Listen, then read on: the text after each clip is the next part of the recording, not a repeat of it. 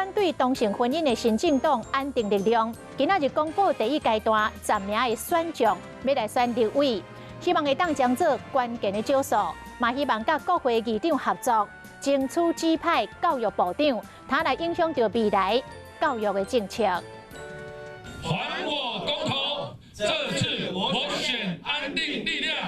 讲要改变教育，还我公投，新政党安定力量开记者会公布第一阶段参加区域立委选举的暂名人选。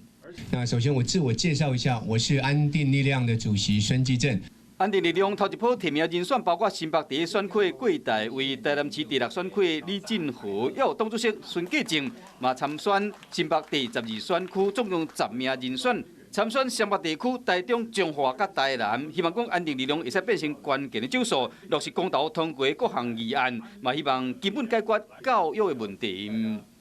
不分区的立委，我们一定是在最后的时候提名。那么，因为我们希望能够过5%，那我们希望能够有至少5席，我们的目标是5席。反对同性婚姻的安定力量，拄开始是因为罢免赞成同婚的时代力量立委黄国昌所成立的。后来关心爱家庭公投等等议题，安定力量嘛表示讲，未来会提名不分区的立委，要冲政党票，希望讲会使超过5%的条件，组成立法院的党团。